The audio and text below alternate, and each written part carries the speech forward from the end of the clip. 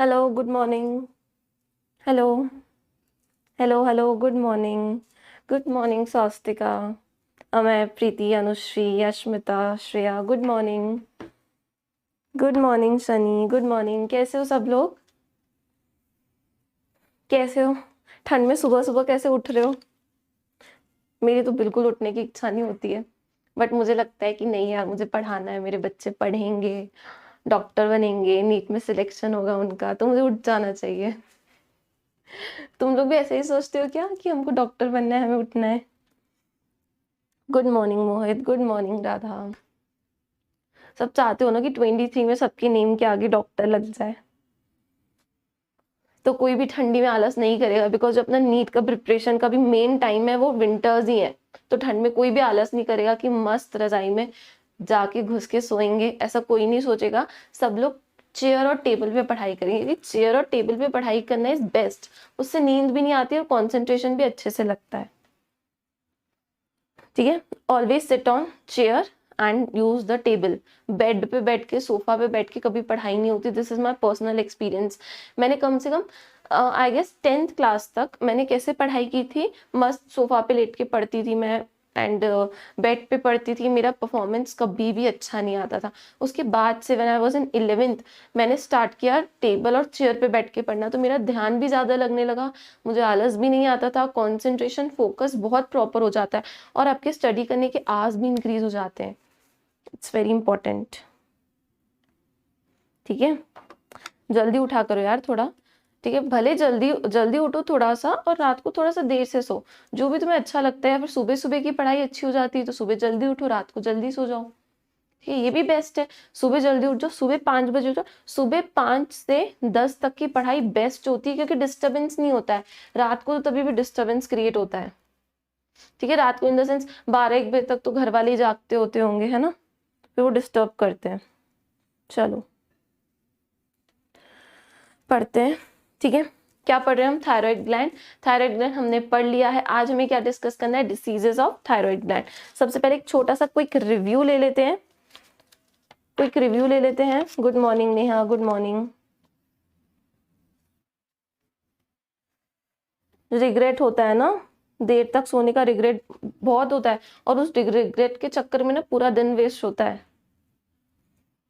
बढ़िया है, अच्छा है, जल्दी उठा करो यार सब लोग, टाइम पे उठ जाया करो, है ना, और पढ़ना स्टार्ट किया करो। चलो चलो पढ़ते हैं, स्टार्ट करते हैं। Thyroid gland. ठीक है, एक बार क्विक रिवीजन ले लेते हैं थायराइड ग्लैंड का। एंड मैंने जितने भी पीवाईक्यू हैं और जितने भी क्वेश्चंस और भी फ्रेम्ड हैं थायराइड ग्लैंड पे, मैंने सारे क्वेश्चंस कलेक्ट किए हैं। कंप्लीट करने के बाद diseases we will discuss the questions.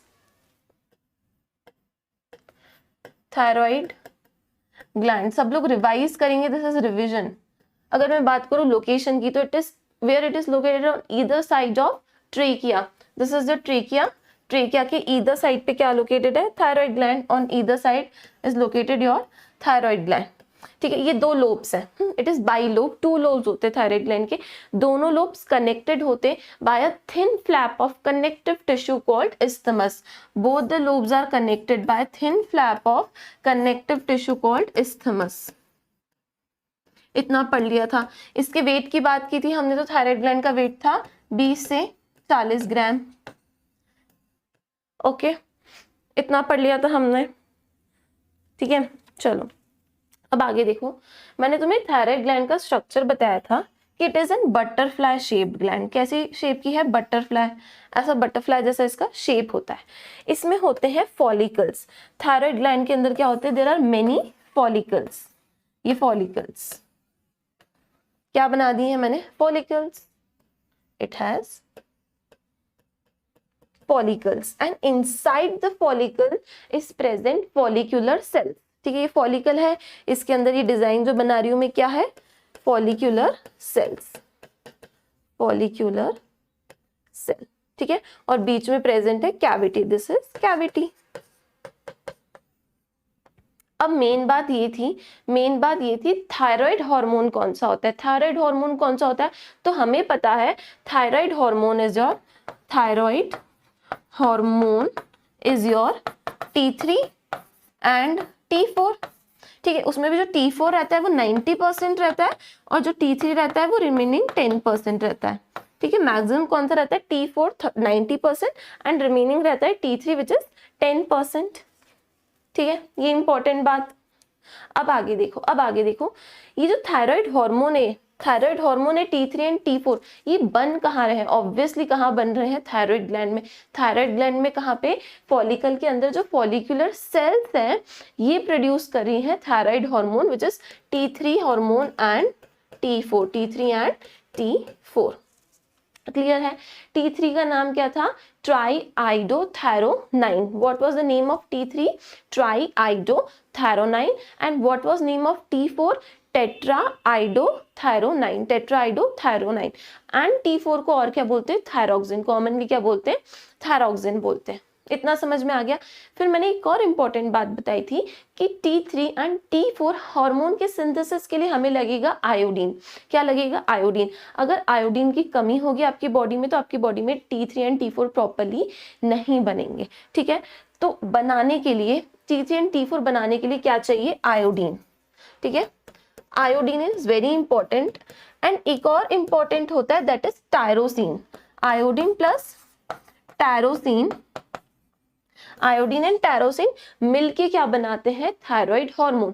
Thyroid hormone कौन मिलके बनाता है, iodine combines with tyrosine and क्या बनता है हमारा थायराइड हार्मोन।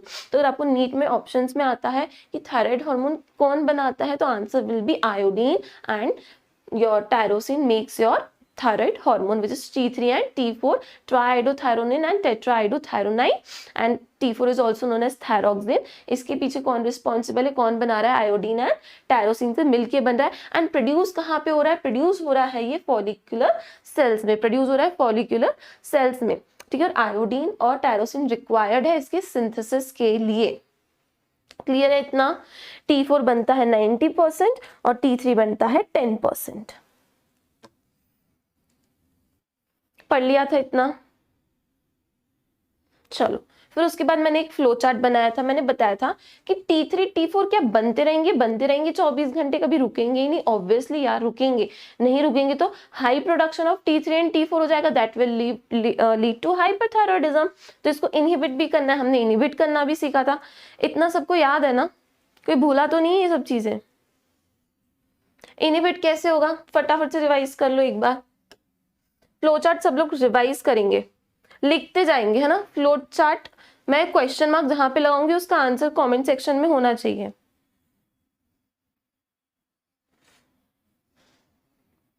क्या हो गया ये यार, मेरा स्टेटस ऑफ कैसे हो जाता है, I don't know. Live status, live status of कैसे हो जाता है, आई डोंट नो। ये मेरे साथ सेकंड या थर्ड टाइम हो रहा है कि मेरा ऑटोमेटिक लाइव स्टेटस ऑन हो जाता है और फिर बच्चे क्लास अटेंड नहीं कर पाते हैं। ऐसा कैसे हो रहा है यार। चलो देखो, देख लो यार, तुम्हारे कोई दोस्त हो तो उनको बुला लो।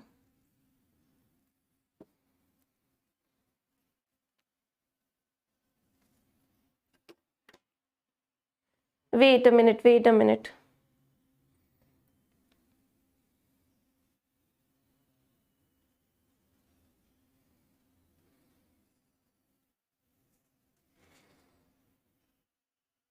वेट अ मिनट यार।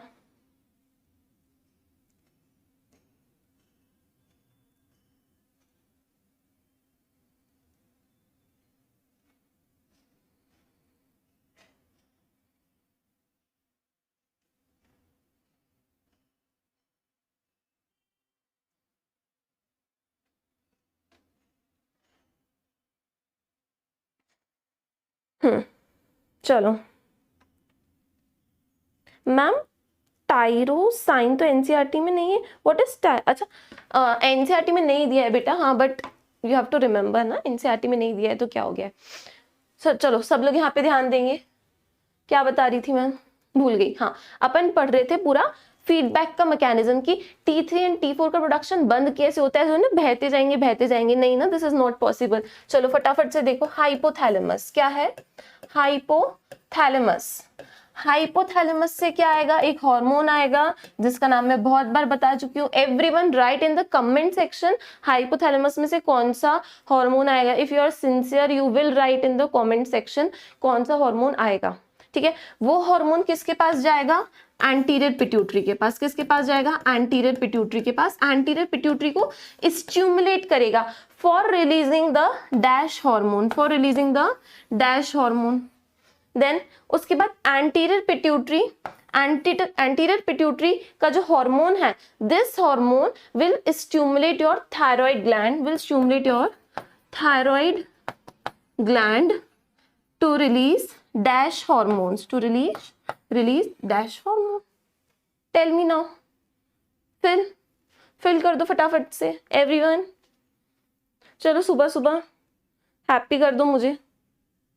Very good, very good, nice. Amay, Ashmita, Hanish, Radha, very good, very good, very nice, very nice, बहुत बढ़िया. और कोई देखो यार, इंटरेक्ट करो. क्या होगा, गलत ही होगा ना, गलत से ज्यादा तो कुछ नहीं होगा ना. होने दो गलत, अभी जितनी गलतियां हैं कर लो, एक्सेप्टेबल है सारी गलती, पर नीट के एग्जाम में कोई गलती नहीं चलेगी.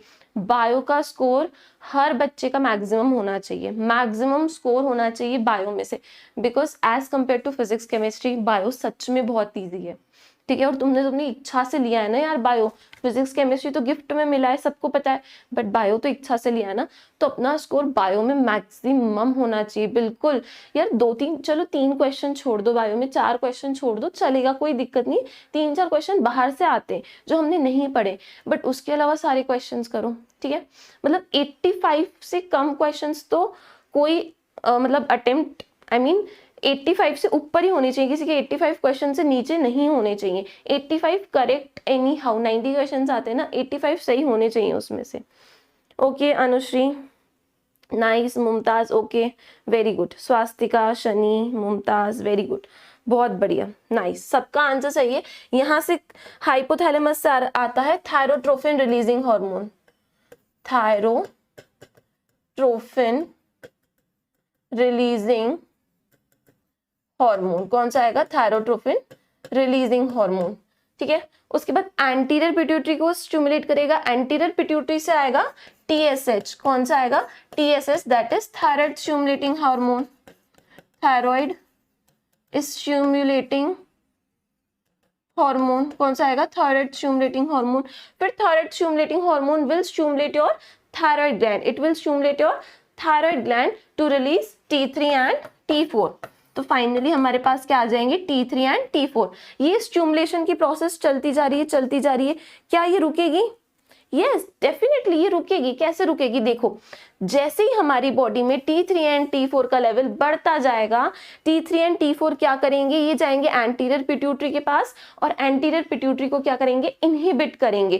क्या करेंगे, इनहिबिट, इसको बोलते हैं इनहिबिटरी फीडबैक देंगे. कैसा फीडबैक देंगे, इनहिबिट मतलब stop. Anterior pituitary please stop TSH बंद होगा तो ऑटोमेटिकली थायराइड ग्लैंड को कोई स्टिमुलेशन नहीं मिलेगा, T3 एंड T4 रिलीज नहीं होगा. So your T3 and T4 will go to anterior pituitary and give negative feedback, inhibitory feedback. क्या बोलेंगे इसको, इनहिबिटरी फीडबैक देंगे, इनहिबिशन करा देंगे. And T3 and T4 hypothalamus के पास भी जाएंगे, यहाँ पे भी क्या करेंगे, इनहिबिटरी फीडबैक दे देंगे. इससे क्या होगा, हमारा T3 T4 प्रोडक्शन स्टॉप हो जाएगा. ठीक है, ये पढ़ लिया था हमने. हाँ, ये पढ़ लिया था. उसके बाद हमने बात की थी फंक्शंस की. फटाफट से फंक्शंस रिवाइज कर लो. फंक्शंस भी रिवाइज कर लेते, जब सब रिवाइज कर लिया है तो फंक्शंस क्यों छोड़े. हाँ प्रीति, आ रहे तुम्हारे मैसेज, डोंट वरी, आ रहे. ठीक है, चलो आ रहे तुम्हारे मैसेज, डोंट वरी. अब क्या करना है, फंक्शंस पढ़ने ना. Functions of thyroid hormone, functions of thyroid hormone. फटाफट रिवाइज करेंगे फंक्शंस. पहला फंक्शन क्या पढ़ा था हमने, अब मुझे याद तो नहीं पहला क्या पढ़ा. हाँ याद है, BMR इंक्रीज करता है. ठीक है, it regulates your basal metabolic rate, regulates BMR. ठीक है, पूरा नहीं लिख रही हूँ मैं, शॉर्ट लिख रही हूँ। फर्स्ट क्या था, इट रेगुलेट्स बीएमआर। अगर हमारी बॉडी में थायराइड हार्मोन बढ़ता है तो हमारा बीएमआर बढ़ जाएगा, अगर कम होता है तो बीएमआर कम हो जाएगा। ठीक है, ये पढ़ लिया था। उसके बाद जिसका बीएमआर बहुत ज्यादा होता है उसका वेट लॉस होना स्टार्ट हो जाता है, जिसका बीएमआर कम होता है उसका वेट गेन होता है, ये भी चीज पढ़ी थी। नेक्स्ट हमने पढ़ा था प्रोटीन सिंथेसिस। प्रोटीन सिंथेसिस, जो तुम्हारा थायराइड हार्मोन रहता है वो क्या कराता है, प्रोटीन सिंथेसिस। थर्ड हमने पढ़ा था फैट्स पे क्या इफेक्ट डालता है, फैट का ब्रेक डाउन करता है into fatty acid and glycerol. Fatty acid and glycerol मतलब क्या करा रहा है, जो फैट स्टोर्ड है बॉडी में उसको ब्लड में ले जाके उसका ब्रेक डाउन करा रहा है, उससे एनर्जी रिलीज करवा रहा है। ठीक है, ये फंक्शन था। और हमने पढ़ा था कार्ब्स के बारे में, क्या कराएगा, ग्लूकोज का अब्जॉर्प्शन कराएगा। ग्लूकोज का क्या कराएगा, अब्जॉर्प्शन। आपका जो गैस्ट्रो इंटेस्टिनल ट्रैक्ट है वहां से क्या कराएगा, ग्लूकोज का अब्जॉर्प्शन कराएगा। ठीक है, ग्लूकोज का अब्जॉर्प्शन कराने के बाद और क्या कराएगा, ग्लूकोज का अब्जॉर्प्शन कराने के बाद और ये कराएगा, हाँ, ग्लाइकोजन का ब्रेकडाउन, ग्लाइकोजन का ब्रेकडाउन इनटू ग्लूकोज। ठीक है, ये तो इसका एक्शन हो गया ग्लूकोज पे, प्रोटीन पे हो गया, फैट्स पे हो गया। उसके बाद हमने बोला था ये आरबीसी, रेड ब्लड सेल्स की फॉर्मेशन को भी सपोर्ट करता है। क्या करता है, आरबीसी फॉर्मेशन को भी सपोर्ट करता है। तो सपोर्ट आरबीसी फॉर्मेशन। ठीक है, और इलेक्ट्रोलाइट बैलेंस में भी इसका रोल रहता है, इलेक्ट्रोलाइट बैलेंस में भी इसका रोल रहता है। These were the functions that we discussed of thyroid hormone. NCERT में भी मेंशन्ड है और हमने भी डिस्कस किए हैं। ठीक है, एक और पढ़ा था फीटल लाइफ में, फीटल लाइफ में एंड चाइल्डहुड में ग्रोथ के लिए थायराइड हार्मोन रिस्पॉन्सिबल होता है। फीटल लाइफ में बच्चे की ग्रोथ के लिए and after the delivery child की ग्रोथ के लिए थायराइड हार्मोन रिस्पॉन्सिबल होता है। ठीक है, देखो मेरी बात सुनो, अगर प्रेगनेंसी में थायराइड हार्मोन अच्छे से प्रॉपर नहीं बनता है तो बेबी के डेवलपमेंट में बहुत इशू आता है, वो भी हम पढ़ेंगे डिसऑर्डर्स में। ठीक है, चलो इतना क्लियर है ना, very good Hanish, very good, बहुत बढ़िया, नाइस नाइस नाइस। चलो सबको क्लियर है इतना, सबको अच्छे से आ गया है। अब पढ़ेंगे हम डिसऑर्डर्स। फ्रेश टॉपिक आज का हमारा disorders of thyroid gland. Disorder of thyroid gland. ठीक है, मैंने तुम्हें कल ही समझाया था, एक होता है हाइपरथायरॉयडिज्म, हाइपरथायरॉयडिज्म, एक होता है हाइपरथायरॉयडिज्म और एक होता है हाइपोथायरॉयडिज्म। एक क्या होता है, hypothyroidism,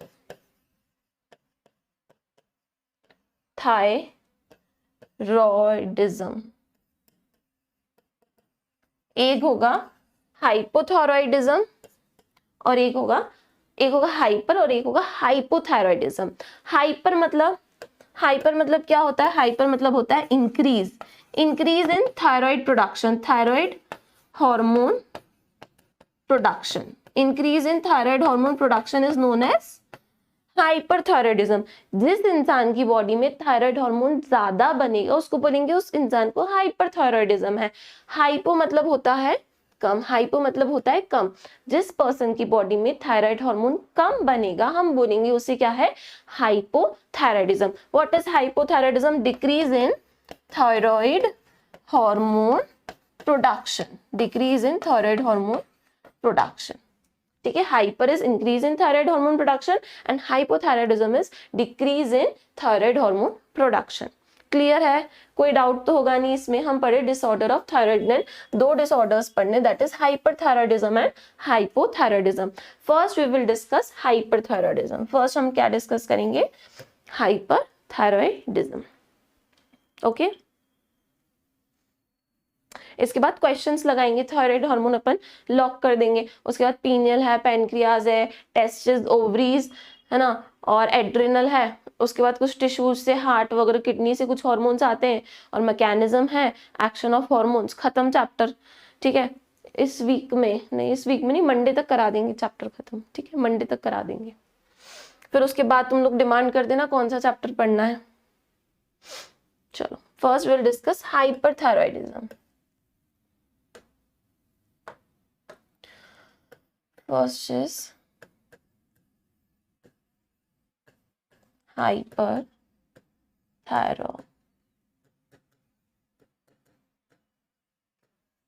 hyperthyroidism.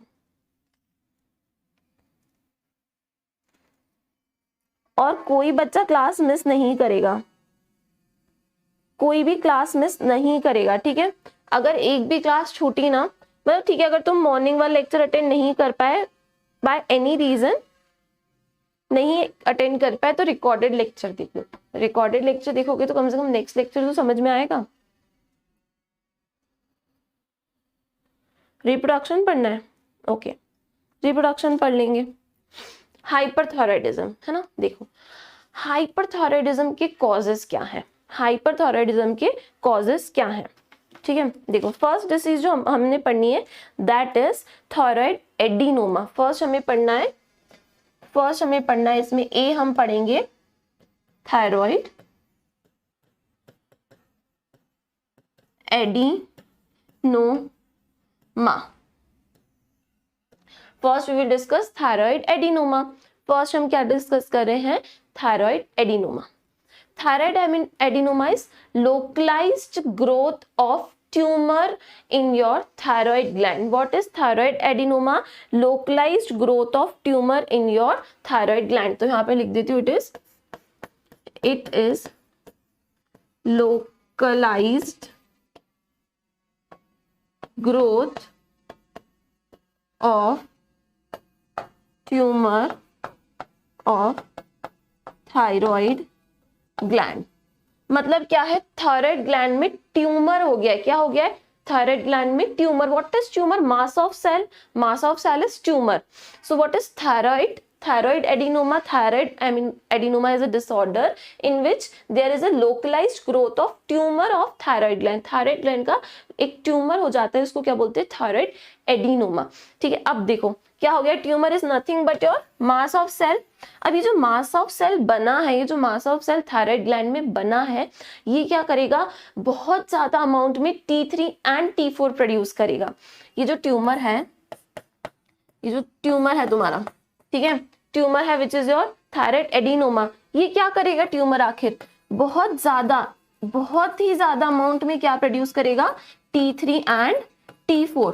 So due to thyroid adenoma जो पर्सन है, that person will suffer from hyperthyroidism. तो हाइपरथायरॉयडिज्म का एक कॉज क्या पढ़ लिया हमने, thyroid adenoma. And what is thyroid adenoma, it is a localised growth of tumour of the thyroid gland.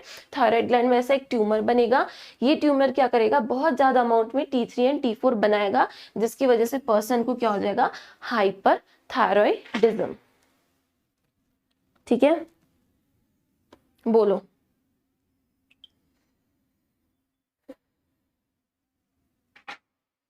Clear है.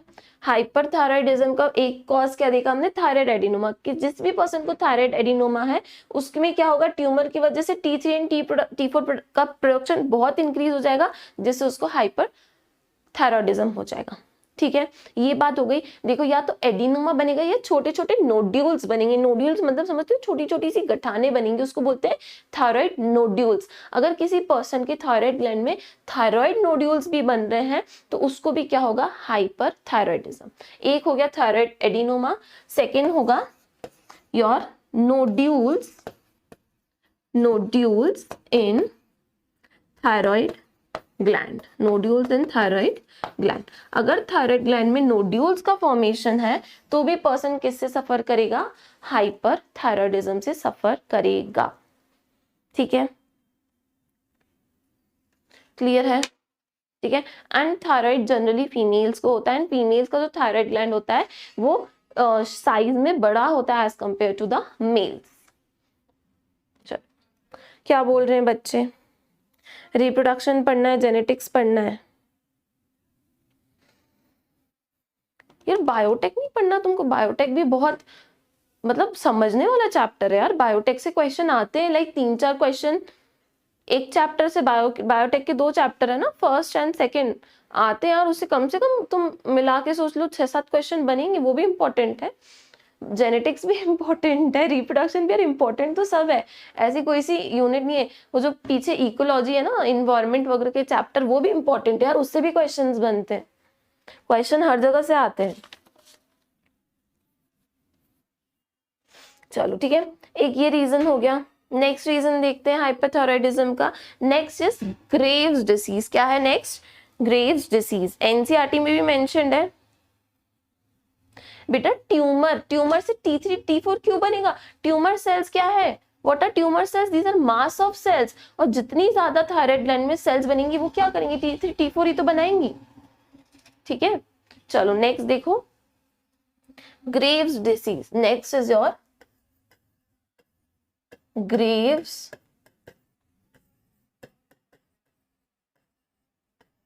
Grave disease.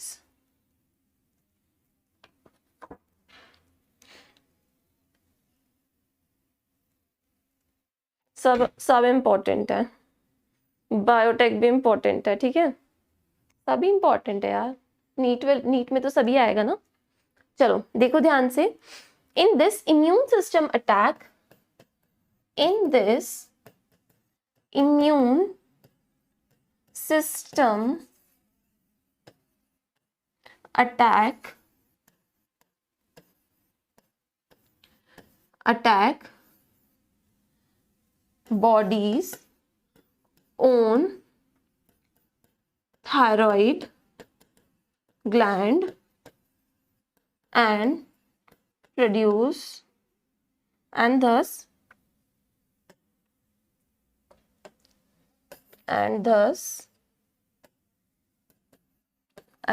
production of T3 and T4 increases, and thus production of T3 and T4 increases. देखो समझो, Graves disease is an autoimmune disorder. It is an autoimmune disorder. ठीक है, what is Graves disease, है ना।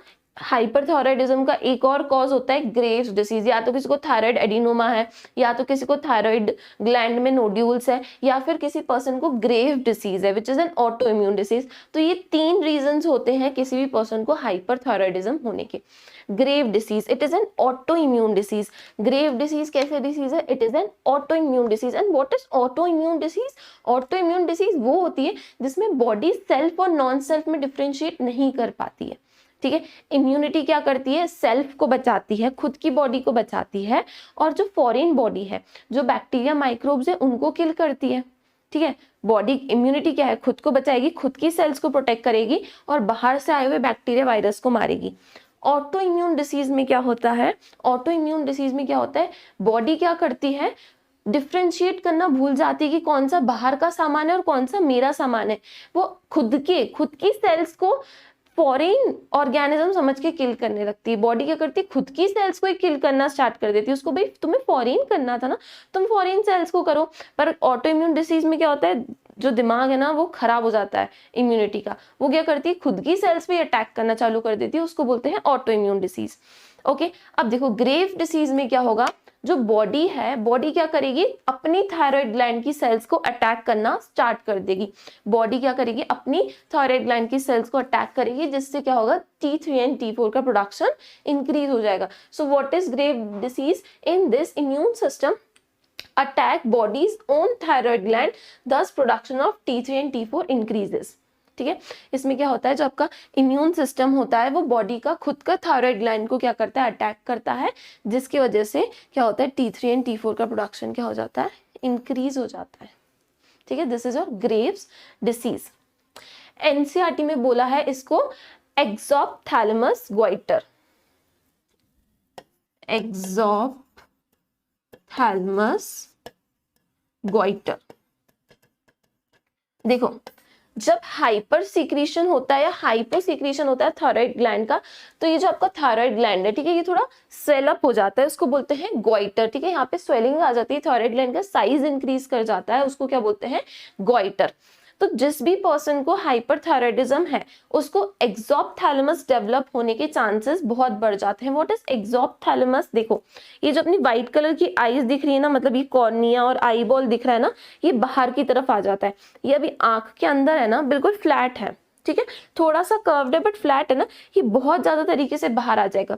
ये जो अपनी पलके है ना, ये सब नॉर्मल रहेंगी, जो व्हाइट वाला रीजन है और आई बॉल है ये बाहर आ जाएगा, बाहर की तरफ आ जाएगा, उसको बोलते हैं एक्सोप्थैलेमस, ठीक है। तो ग्रेव्स डिसीज में क्या होगा, एक्सोप्थैलेमस गोइटर, मतलब जो आपकी आई बॉल है वो प्रोट्यूट कर जाएगी, प्लस गोइटर हो जाएगा, मतलब जो आपका थायराइड ग्लैंड है वो स्वेलअप हो जाएगा। तो इस कंडीशन को बोलते हैं एक्सोप्थैलेमस गोइटर। मतलब गले में क्या है, थायराइड ग्लैंड है, वो उसका साइज भी बड़ा हो गया, प्लस आपकी जो आईज है, आई बॉल है, वो भी बाहर की तरफ आ गई है, प्रोट्यूड हो गई है, ठीक है। इस कंडीशन को बोलते हैं एक्सोप्थैलेमस गोइटर। ये ग्रेव डिसीज में होने के चांसेस बहुत ज्यादा रहता है। ऐसा कंफर्म नहीं रहता है जिस पर्सन को ग्रेव डिसीज है उसको हो गई, बट चांसेस बहुत होते हैं एक्सोप्थैलेमस गोइटर उसको डेवलप होने के लिए, इसलिए ग्रेव डिसीज को एक्सोप्थैलेमस गोइटर बोल के भी डिनोट किया जा सकता है। एनसीईआरटी ऐसा बोलती है।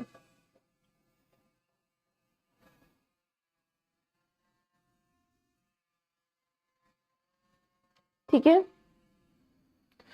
मैम, ज़ोंबी वायरस मिला है रशिया में, क्या क्या हो रहा है यार, ये आते कहाँ से वायरस इतने सारे, काम धंधा नहीं है क्या इनके पास? सेल डिवीजन कराना है, मतलब मेरे पास डिमांड है सेल डिवीजन की, रिप्रोडक्शन की और जेनेटिक्स की। बच्चे ये 3 चीजों का बोल रहे हैं और मैं बायोटेक का भी बोल रही हूँ। ठीक है ठीक है, गूगल कर लेना यार, गूगल करके देखना कैसे प्रोट्यूड होती है आई बॉल, बहुत डरावनी चीज लगती है, देख के डर जाओगे तुम लोग। सारे पेशेंट्स जो हाइपरथायराइडिज्म से सफर कर रहे हैं सबको नहीं होगा, कुछ कुछ लोगों को ही होता है, ठीक है। ऐसे तो बहुत सारे लोग हैं जो थायराइड की मेडिसिन लेते हैं, सबको थोड़ी ये कंडीशन होती है। अब देखते हैं हाइपरथायराइडिज्म में सिम्टम्स कौन से आते हैं, ठीक है। अब हम बात करेंगे कि जिन जिन लोगों को हाइपरथायराइडिज्म है, भले वो किसी भी रीजन से है, उनको सिम्टम्स क्या आएंगे, उनको सिम्टम्स क्या आएंगे। तो मैं यहाँ पे लिख रही हूँ सिम्टम्स ऑफ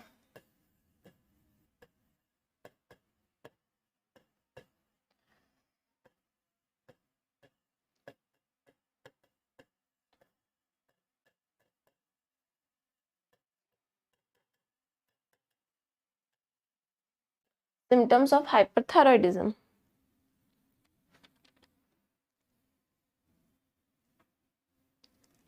ठीक है, चलो यार करेंगे कुछ ना कुछ, स्टार्ट करेंगे। अब अपना ह्यूमन फिजियो में 2 चैप्टर बचे हैं, एक ब्रेन वाला चैप्टर बचा है न्यूरल कंट्रोल एंड कोऑर्डिनेशन, दूसरा अपना एक्सक्रीटरी सिस्टम बचा है रीनल रेगुलेशन वाला, है ना। 2 चैप्टर बचे हैं, फिर अपनी ह्यूमन फिजियो भी खत्म, फिर अपने पास 12th का रहेगा, क्योंकि मुझे मेन पोर्शन कराना है तुम्हारा ह्यूमन फिजियोलॉजी, बचा हुआ तुम्हारा सर करा देंगे 11th का, और 12th का फिर मैं स्टार्ट करा दूंगी, ठीक है। हाँ, सिम्टम्स ऑफ हाइपरथायराइडिज्म। हाइपरथायराइडिज्म में क्या होता है भाई, थायराइड हार्मोन का लेवल बढ़ता है। सबसे पहले मैं तो ये लिख लेती हूँ, इसमें क्या होता है भैया, थायराइड हार्मोन का लेवल बढ़ जाता है, थायराइड हार्मोन का लेवल जो है बढ़ जाता है। अब सिम्टम्स क्या आएंगे, एक सिम्टम्स तो तुम्हें याद होना चाहिए, जिसका थायरोक्सिन ज्यादा उसका बेसल मेटाबॉलिक रेट ज्यादा। तो अगर hyper secretion of thyroid hormone है, हाइपरथायराइडिज्म है, तो बीएमआर तो बढ़ना ही है। तो फर्स्ट सिम्टम क्या है, increase in BMR, increase in BMR, basal metabolic rate, increase in BMR, ठीक है। अरे हाँ स्केलेटल हनिश, हाँ स्केलेटल सिस्टम भी तो बचा है, वो भी कराना है, ट्रू वो भी कराना है, ठीक है। तो फर्स्ट सिम्टम क्या आएगा, increase in BMR, that is basal metabolic rate, increase in BMR basal metabolic rate, clear है। यस हमें लोकोमोशन एंड मूवमेंट भी कराना है। 3 बचे हैं, वो तो मैं भूल ही गई थी, लोकोमोशन वाला चैप्टर वो भी कराना है, वो भी अच्छा है यार, अच्छे तो सारे ही हैं, लोकोमोशन भी कराना है। देखो यार सुनो, सब पढ़ना है, पढ़ना सब है, कुछ भी छोड़ना तो है नहीं, पढ़ते जाओ। देखो मैं पर्सनली ये बोलूंगी कि जैसे 12th वाला जो पीछे वाली चीजें है ना, इकोलॉजी वाला चैप्टर है, वो तो तुम करते ही जाओ। देखो हम लोग तो पढ़ाएंगे, बट खुद से भी हो सके कभी फ्री टाइम मिले तो करते जाओ, नहीं तो हम लोग तो पढ़ाएंगे। कुछ कुछ ऐसी चीजें हैं जो तुम खुद के बेसिस पे भी कर सकते हो, ठीक है। खुद के बेसिस पे, खुद के दम पे भी कुछ ना कुछ किया करो बैठ के। फ्री मत रहो, फ्री रहने का टाइम ही नहीं है। 5 महीने तो भूल जाओ कि फ्री रहना होता क्या है। 5 महीने पढ़ लो, जैसे ही नीट का पेपर खत्म हो ना, किताबों को देखना मत, 4 महीने तक मत देखना, बिल्कुल छोड़ देना। अच्छे से मस्त एंजॉय करना, वेकेशन पे जाना, घूमना फिरना, जहाँ जाना हो वहां जाना, अच्छे से एंजॉय करना। बस ये 5 महीने ये सोचो कि बस कुछ भी नहीं है, जो भी है यही है, only for 5 months। Then what you have to do is enjoy, बिल्कुल ऐसा एंजॉय करना कि जिसकी कोई लिमिट ही नहीं होती है। बट 6 महीने पढ़ लो, है ना।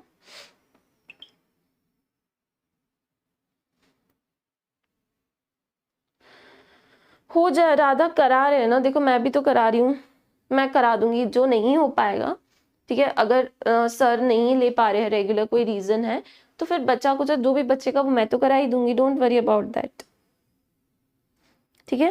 चलो अब मेरी बात सुनो, अब मेरी एक बात सुनो, मैंने क्या बोला, थायराइड हार्मोन, हाइपरथायराइडिज्म मतलब थायराइड हार्मोन का लेवल बढ़ना, मतलब बेसल मेटाबॉलिक रेट बढ़ना।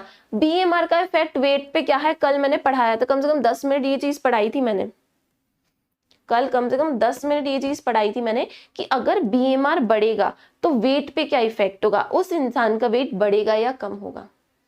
मेरा फॉर एग्जाम्पल, मेरा बीएमआर हाई है, मेरा बेसल मेटाबॉलिक रेट इंक्रीज है मेरा बेसल मेटाबॉलिक रेट, मतलब मेरी कैलोरी ज्यादा से ज्यादा बर्न हो रही है, मेरी एनर्जी ज्यादा से ज्यादा खर्च हो रही है, मेरा फैट खर्च हो रहा है, मेरा फैट बर्न हो रहा है, तो मेरे वेट पे क्या असर आएगा, मेरा वेट क्या होगा, बोलो बच्चों क्या होगा, कम होगा, मेरा वेट क्या होगा, कम होगा, ठीक है। तो दूसरा सिम्टम क्या आएगा, डिक्रीज इन वेट, वेट कम होगा, ठीक है। बोलते ही नहीं हो यार, पढ़ाती हो तुमको, तुम बोलते ही नहीं हो क्या होगा वेट पे, वेट कम हो जाएगा, ठीक है। अब मैंने एक और चीज बताई थी, ये क्या करता है, बॉडी के ऑर्गन्स का मेटाबॉलिज्म बढ़ा देता है, बॉडी के ऑर्गन्स का, टिश्यूज का मेटाबॉलिज्म बढ़ा देता है। अब ये हार्ट पे अगर इफेक्ट डालेगा, हार्ट का मेटाबॉलिज्म उसने कुछ बढ़ाया तो क्या इंक्रीज होगी, हार्ट रेट इंक्रीज होगी, तो टेकीकार्डिया, हाइपरथायराइडिज्म की वजह से क्या होगा, टेकीकार्डिया, टेकीकार्डिया। कोई बच्चे ये नहीं बोलेगा ma'am what is tachycardia, tachycardia is increase in heart rate, ठीक है, increase in heart rate is your tachycardia, okay. Oligomenorrhoea एक सिम्टम है, ओलिगोमेनोरिया, ओलिगोमेनोरिया या फिर amenorrhoea, amenorrhoea. What is oligomenorrhoea and amenorrhoea, मैंने कल बताया था कि जो तो अपना थायराइड हार्मोन रहता है, फीमेल्स में मेंस्ट्रुअल साइकिल पे भी रेगुलेशन करता है, इसका कुछ पार्ट मेंस्ट्रुअल साइकिल रेगुलेट करने में भी होता है। तो अगर कोई फीमेल हाइपरथायराइडिज्म से सफर कर रही है तो उसको एलिगोमेनोरिया या फिर ओलिगोमेनोरिया या फिर एमेनोरिया होने के चांसेस है। What is oligomenorrhoea, irregular menstrual cycle, irregular menstrual cycle is known as oligomenorrhea। and what is amenorrhea, अब बीच बीच में क्या होता है, हाइपरथायराइडिज्म की वजह से मेंसेस आना स्टॉप हो जाते हैं कुछ कुछ ड्यूरेशन तक, तो उसको एमेनोरिया बोलते हैं, बट मोर करेक्टली हम ओलिगोमेनोरिया ही बोलेंगे, ठीक है। कुछ बुक्स में एमेनोरिया लिखा रहता है, बट आई डोंट थिंक कि हम एमेनोरिया मेंशन करेंगे, the best word will be oligomenorrhoea. Menstrual cycle क्या हो जाती है, इररेगुलर हो जाती है due to hyperthyroidism, okay. irregular menstrual cycle is female is known as oligomenorrhea। वाह देखो श्रेया ने कितनी अच्छी शायरी सुनाई है। Roses are red, cyanosis is blue, I get tachycardia when I think of you. Nice, ठीक है, चलो क्लियर है। इंक्रीज्ड स्वेटिंग, ठीक है, इंक्रीज्ड स्वेटिंग अगेन क्या हो रहा है, जो तुम्हारा थायराइड हार्मोन है क्या करता है, बॉडी का मेटाबॉलिज्म बढ़ाता है, बॉडी का मेटाबॉलिज्म बढ़ने की वजह से स्वेटिंग होगी कि नहीं होगी, तो एक और सिम्टम आएगा increase in sweating, increase in sweating, उस पर्सन को पसीना बहुत आएगा, इंक्रीज इन स्वेटिंग, ठीक है। Inability to sleep, tachycardia, sweating, इसकी वजह से इनएबिलिटी टू स्लीप, नींद आने में प्रॉब्लम होगी, inability to sleep, inability to sleep, fatigue, ऐसे सब सिम्टम्स आएंगे, ठीक है। These are the symptoms of hyperthyroidism.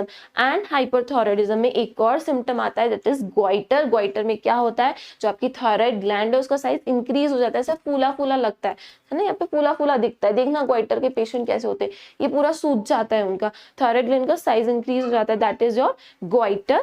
And एक और कंडीशन होती है एक्सोप्थैलेमस, जिसमें क्या होता है, जो आईबॉल होती है वो प्रोट्रूड हो जाती है, बाहर की तरफ आ जाती है। तो ये दो सिम्टम्स भी हमें देखने को मिलते हैं इन द हाइपरथायरॉयडिज्म। लिख देती हूँ, नहीं तो फिर बुरा मानोगे तुम लोग। बस, और क्या बोला था मैंने, ग्वाइटर, ठीक है। This is about your hyperthyroidism, ठीक है। क्लियर है हाइपरथायरॉयडिज्म? लिखना है क्या? 2 मिनट में लिख लो, किसी को लिखना हो तो।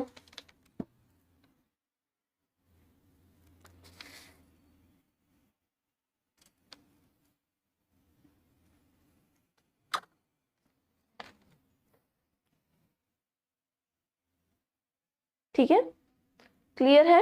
हटा दो इसको, बोलो।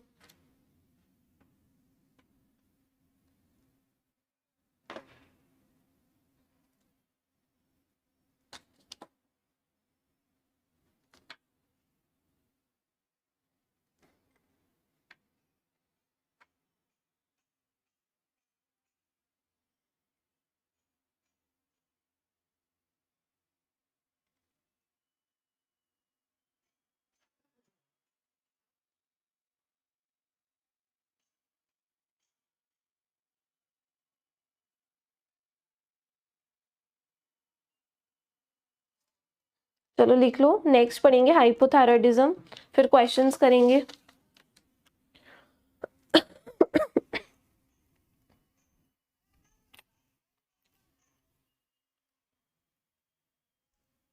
चलो ठीक है, हो गया। Next hypothyroidism.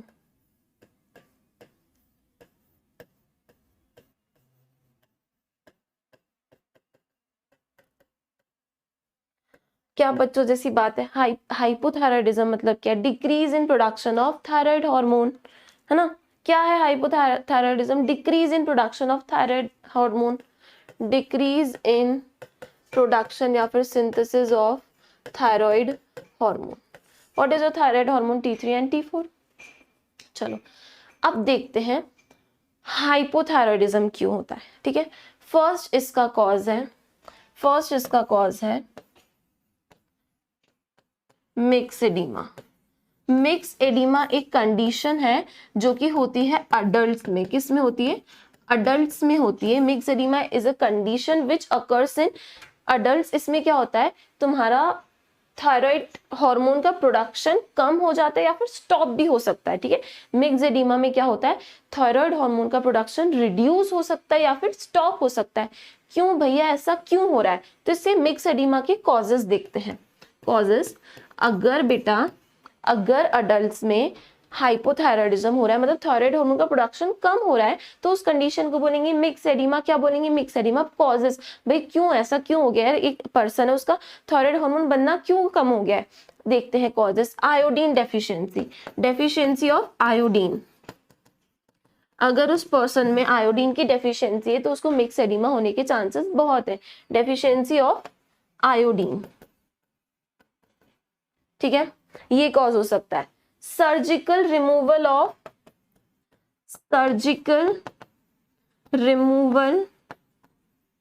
Of thyroid gland. अगर किसी की सर्जरी से थायराइड ग्लैंड रिमूव कर दिया है तो भी उसको क्या होगा? हाइपोथायरॉयडिज्म। अब भाई ऐसी कंडीशन क्यों आ गई कि उसको सर्जरी से थायराइड ग्लैंड रिमूव करना पड़ गया? उसको कैंसर हो गया, कैंसर ऑफ थायराइड ग्लैंड हो गया, उसके वजह से क्या हुआ? थायराइड ग्लैंड रिमूव करना पड़ा, तो पर्सन को क्या हो जाएगा? Hypothyroidism, that is mix oedema, ठीक है। रेडिएशन थेरेपी फॉर कैंसर, अगर किसी की रेडिएशन थेरेपी चल रही है तो क्या होगा, सेल्स डिस्ट्रॉय होंगी। रेडिएशन थेरेपी में क्या होता है, सेल्स डिस्ट्रॉय होती है, उस वजह से भी क्या हो सकता है, hypothyroidism. Radiation therapy due to cancer, या फिर प्रेगनेंसी। बेटा प्रेगनेंसी में भी कुछ कुछ फीमेल्स को हाइपोथायराइडिज्म हो सकता है, प्रेगनेंसी में भी हो सकता है, ठीक है। तो these are the causes of myxoedema. Myxoedema में क्या हो रहा है, या तो तुम्हारा थायराइड प्रोडक्शन कम हो रहा है या फिर स्टॉप हो रहा है। कॉजेस क्या क्या है, ठीक है। डेफिशिएंसी ऑफ आयोडीन, अभी प्रेगनेंसी यहाँ से हटा देते हैं, वो मैं बाद में बताऊंगी प्रेगनेंसी में क्या होता है, ठीक है। कॉजेस क्या क्या है, डेफिशिएंसी ऑफ आयोडीन, अगर बॉडी में आयोडीन की मात्रा कम है तो थायराइड हार्मोन प्रोड्यूस ही कैसे होगा यार, थायराइड बनाने के लिए आयोडीन जरूरी है। Surgical removal of thyroid gland, किसी की थायराइड ग्लैंड ने रिमूव कर दी तो भाई कहाँ से बनाएगा वो थायराइड ग्लैंड, हाइपोथायराइडिज्म तो होगा ही। फिर है radiation therapy due to cancer, अगर किसी की रेडियोथेरेपी चल रही है, रेडियोथेरेपी में क्या होता है, एक्स रेज, गामा रेज, इनका क्या होता है, इसको टिश्यूज पे इरिटेट करते हैं टिश्यू से, उसको टिश्यू किल करने के लिए। अब किसी को कैंसर है, उसकी वजह से उसकी रेडिएशन थेरेपी चल रही है तो नॉर्मल सेल्स भी कुछ डिस्ट्रॉय होती है, उससे भी क्या होगा, T3 T4 का प्रोडक्शन कम हो जाएगा। So this are the causes of hypothyroidism. और अडल्ट में जब हाइपोथायराइडिज्म होता है तो उस कंडीशन को बोलते हैं मिक्स्ड एडिमा। क्या बोलते हैं, मिक्स्ड एडिमा, ठीक है। क्लियर है इतना। अब सिम्टम्स देख लेते हैं। हमने देखा कि हाइपरथायराइडिज्म में क्या सिम्टम्स आते हैं, अब देखते हैं हाइपोथायराइडिज्म में क्या सिम्टम्स आते हैं। सिम्टम्स की अगर अपन बात करें, सिम्टम्स की बात करें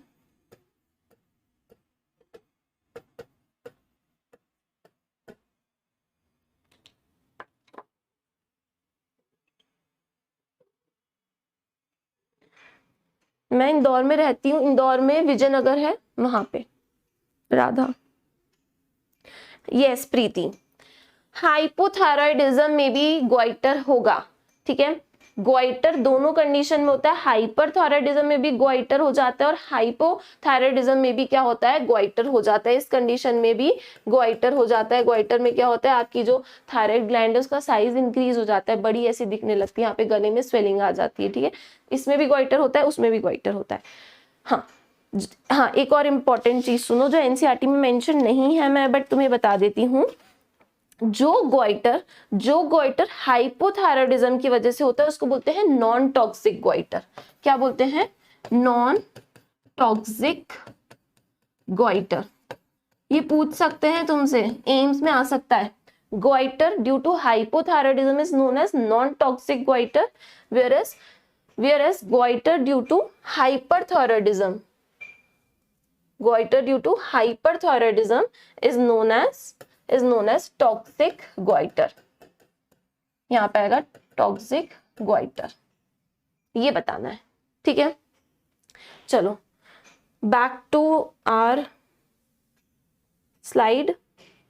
सिम्टम्स की बात कर रहे थे हम, हाइपोथायराइडिज्म के सिम्टम्स की बात करें तो ग्वाइटर तो हो गई। और देखो क्या होगा, कोल्ड इंटॉलरेंस। हाइपरथायराइडिज्म में क्या हो रहा था, बीएमआर बढ़ रहा था। बीएमआर बढ़ने की वजह से क्या होता, एनर्जी का एक्सपेक्टेचर बढ़ रहा था, तो उस पर्सन को क्या होगा, हीट इंटॉलरेंस, मतलब बहुत ज्यादा शरीर में से गर्मी निकलेगी। हाइपरथायराइडिज्म में क्या होगा, बीएमआर बढ़ेगा, वेट लॉस होगा, ज्यादा से ज्यादा पर्सन को गर्मी लगेगी, हीट इंटॉलरेंस होगा। यहाँ पे क्या होगा, बीएमआर कम हो जाएगा। एक तो क्या होगा, बीएमआर कम होगा कि नहीं होगा, मानते हो ना। हाइपोथायराइडिज्म में बीएमआर कम हो जाएगा क्योंकि थायराइड हार्मोन का लेवल क्या हो रहा है, कम हो रहा है। बीएमआर कम होने की वजह से क्या होगा, कोल्ड इंटॉलरेंस मतलब उस इंसान को ठंड बहुत लगेगी, कोल्ड इंटॉलरेंस होगा उसको, वहां पे हीट इंटॉलरेंस होगा, ठीक है। अब बीएमआर कम होने की वजह से क्या होगा, वेट गेन। जिसको हाइपोथायराइडिज्म होता है उसका क्या होता है, वेट गेन। इस वजह से क्या होगा, वेट गेन होगा।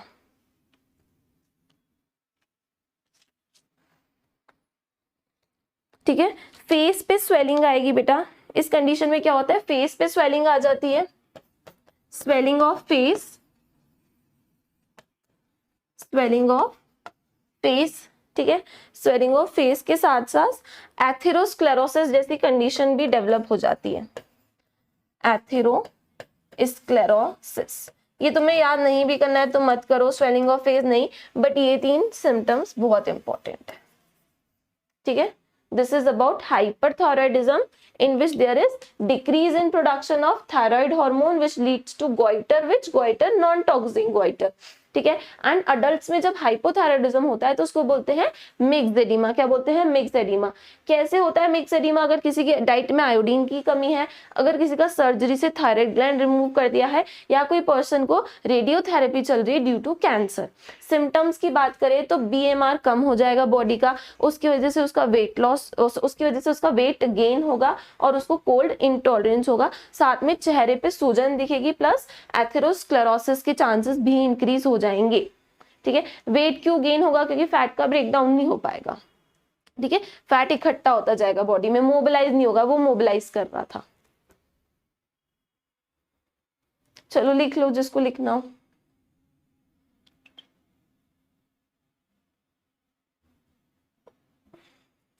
बस एक लास्ट चीज बची है, क्रिटिनिज्म।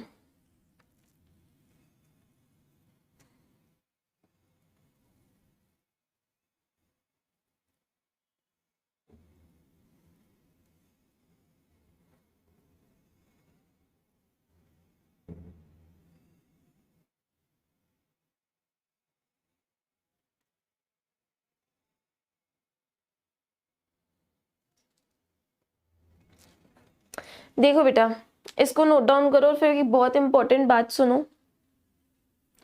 एथेरोस्क्लेरोसिस क्या है? जो हमारी ब्लड वेसल्स रहती है उसकी वॉल्स में प्लेग जम जाता है, उसको बोलते हैं एथेरोस्क्लेरोसिस, ठीक है।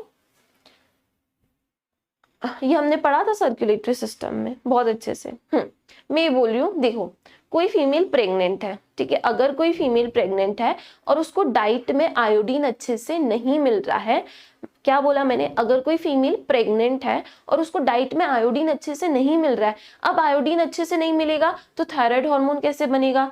थायराइड हार्मोन नहीं बनेगा तो वो फीमेल किससे सफर करेगी? हाइपोथायराइडिज्म से। तो अगर प्रेगनेंसी में हाइपोथायराइडिज्म होता है तो उसका पूरा इफेक्ट उसके बच्चे को होता है, उसके बेबी को होता है। कैसे? बेबी की मेंटल ग्रोथ नहीं हो पाएगी। अगर मदर को हाइपोथायराइडिज्म है तो बेबी को भी इफेक्ट मिलेगा, बेबी को भी प्रॉपर आयोडीन नहीं मिलेगा, क्योंकि जितना भी न्यूट्रिशन होता है बेबी को कैसे मिलता है? मदर से मिलता है। मदर को आयोडीन की कमी है तो बच्चे को भी होगी, और बच्चे को अगर आयोडीन की कमी हो गई यूट्रस में फीटस में आयोडीन की कमी हुई तो उसकी मेंटल ग्रोथ नहीं हो पाएगी। बेबी क्या हो जाएगा? मेंटल रिटार्डेड हो जाएगा, इंटेलिजेंस लेवल, आईक्यू लेवल उसका कम हो जाएगा, डीप म्यूटिज्म मतलब गूंगा बहरा हो सकता है, ठीक है। मेंटल रिटार्डेशन होगा, इंटेलिजेंस बहुत लो होगा, है ना। स्किन में चेंजेस आएंगे, स्किन ड्राई और स्केली हो जाएगी, प्लस बच्चा गूंगा बहरा हो सकता है, ठीक है। सो अगर किसी भी फीमेल को हाइपोथायराइडिज्म है प्रेगनेंसी में तो उसको उसका प्रॉपर ट्रीटमेंट लेना चाहिए, अदरवाइज बेबी पे बहुत इल इफेक्ट आता है। क्लियर है? एनसीईआरटी में मेंशन्ड है।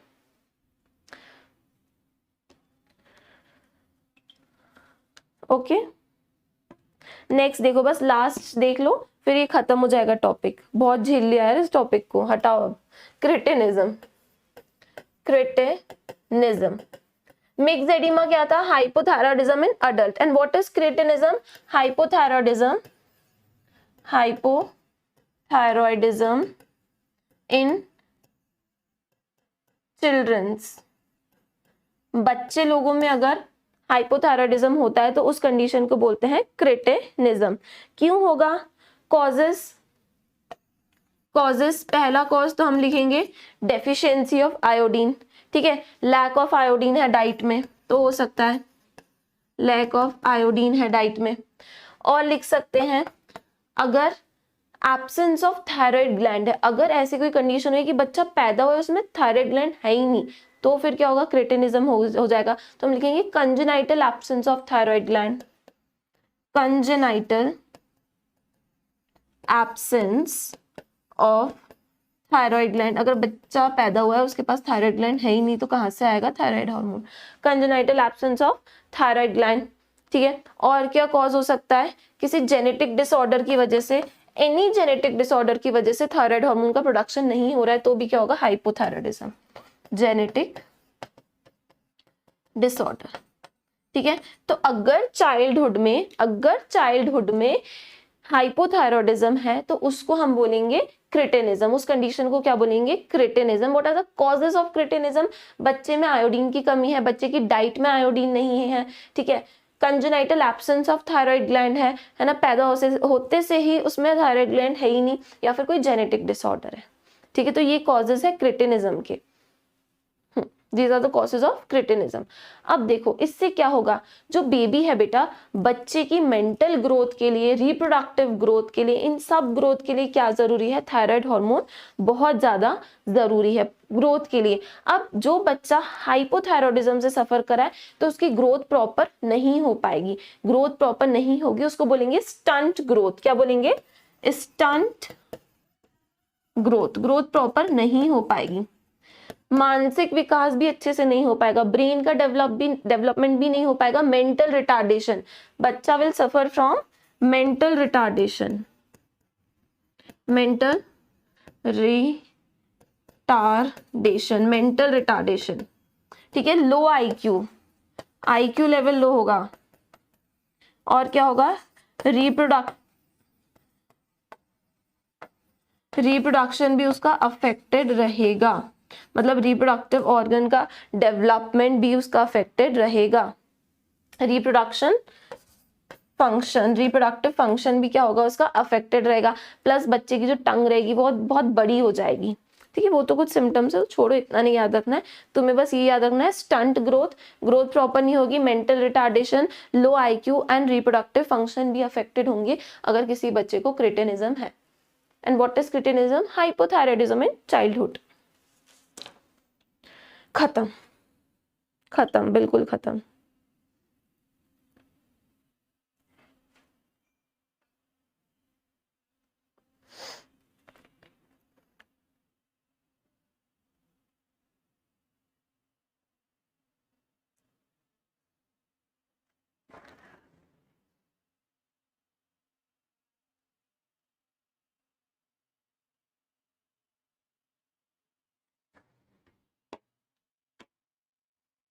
ठीक है,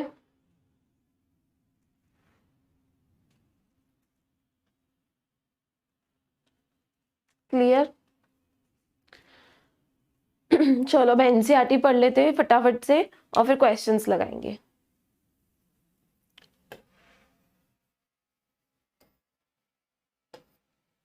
कहाँ गई एनसीईआरटी?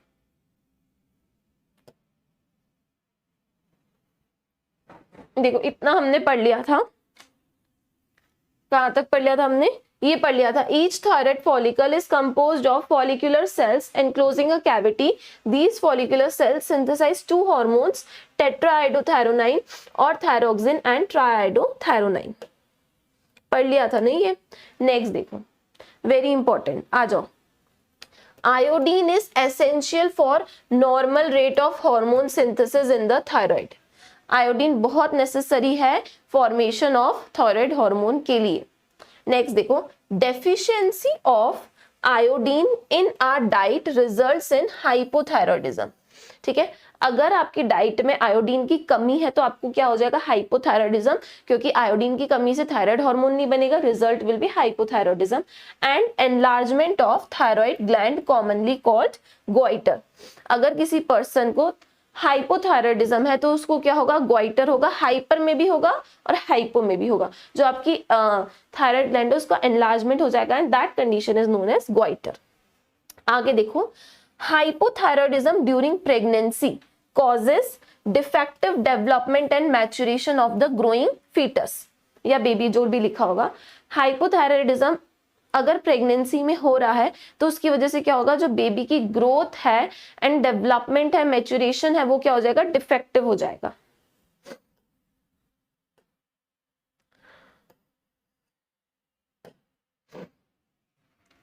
लीडिंग टू, देखो क्या होगा?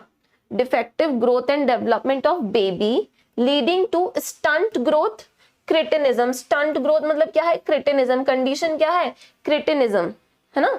आगे देखो, mental retardation, baby will be mentally retarded, low intelligence question, IQ क्या हो जाएगी लो। अब normal skin, dry scaly skin, deaf mutism मतलब गूंगापन बहरापन, डीफ म्यूटिज्म, ये सब चांसेस हैं बेबी को होने की। आगे देखो, in adult women hypothyroidism may cause menstrual cycle to become irregular. ठीक है, अडल्ट वुमेन में, अगर अडल्ट्स में मिक्सेडिमा है तो आपकी जो मेंस्ट्रुअल साइकिल है वो भी इरेगुलर हो सकती है। ठीक है, आगे देखो, ड्यू टू, नेक्स्ट अब इसके आगे बात हो रही है हाइपरथायराइडिज्म की, ये हाइपो तक था, अब बात आएगी हाइपरथायराइडिज्म की। हाइपरथायराइडिज्म में क्या बोला है, due to cancer of thyroid gland और due to development of nodules or the thyroid gland, the rate of synthesis of secretion of thyroid hormone is increased to abnormal high level, leading to a condition known as hyperthyroidism which adversely affect the body physiology। ये बोल रहा है अगर thyroid gland का cancer है या thyroid gland में nodules है तो आपको एक कंडीशन होगी जिसको बोलेंगे हाइपरथायराइडिज्म, जिससे आपकी बॉडी की फिजियोलॉजी अफेक्ट होगी। आगे देखो, ये देखो, exophthalmic goiter, exophthalmic goiter is a form of hyperthyroidism characterized by enlargement of thyroid gland, protrusion of eyeball। देखो क्या बोल रहे हैं एनसीईआरटी, ध्यान से सुनना, exophthalmic goitre is a form of hyperthyroidism. Hyperthyroidism में डेवलप होता है एक्सोप्थैलेमिक ग्वाइटर, ग्वाइटर मतलब enlargement of thyroid gland, and what is exophthalmos, that means आपकी जो आईबॉल है वो क्या हो रही है, प्रोट्रूड हो रही है। तो ये क्या बोल रहा है, characterised by enlargement of thyroid gland and protrusion of eyeballs, increased BMR, increased basal metabolic rate and weight loss, also called Graves disease। ठीक है, BMR बढ़ने की वजह से क्या होगा, वेट लॉस होगा, और इस कंडीशन को और क्या बोलते हैं, ग्रेव्स डिसीज। तो हमने ग्रेव डिसीज में डिस्कस किया था कि एब्जॉर्प्थेलमिक ग्वाइटर भी होता है। ठीक है, उसके बाद यहाँ पे दे रखे हैं थायराइड हार्मोन के फंक्शंस जो हमने कल पढ़ लिए थे। एक और इम्पॉर्टेंट बात है, थायराइड ग्लैंड से एक और हार्मोन आता है बट वो फॉलिकुलर सेल्स नहीं बनाती हैं। ठीक है, वो बनाती हैं पैराफॉलिकुलर सेल्स। कौन बनाती है, पैराफॉलिकुलर सेल्स। चलो आओ देखते हैं। ये है आपकी थायराइड ग्लैंड, बटरफ्लाई शेप, तितली जैसी। ठीक है, ये है आपकी फॉलिकुलर सेल्स। ये क्या है, आपकी फॉलिकुलर सेल्स, ग्रीन कलर की है, फॉलिकुलर, ये फॉलिकल है, इसके अंदर फॉलिकुलर सेल्स है। अब देखो, एक और सेल्स होंगी पैराफॉलिकुलर सेल्स, है ना, यहाँ पे कुछ सेल्स होंगी जिनको हम बोलेंगे पैराफॉलिकुलर सेल्स। ये जो ब्लू कलर की सेल्स बनाई है मैंने, ये कौन सी सेल्स है, these are parafollicular cells, पैराफॉलिक्यूलर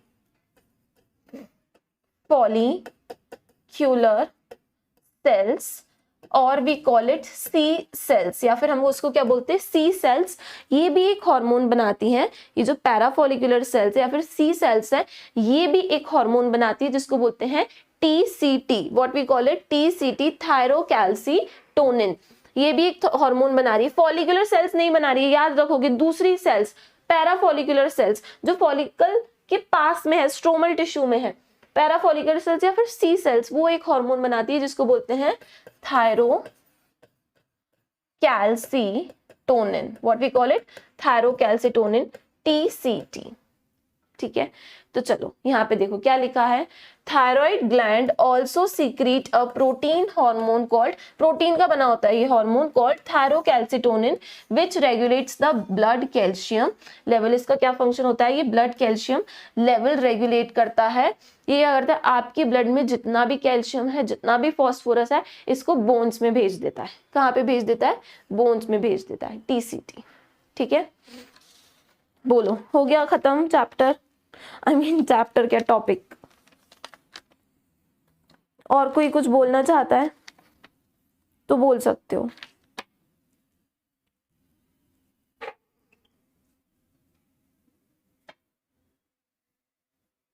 ma'am video is not playing on my laptop, why बेटा, यहाँ पे तो क्लियर है video. There must be Haseeb, there must be problem in your internet connection I guess. Mohit test लगा के, सारे चीजों के टेस्ट होते हैं।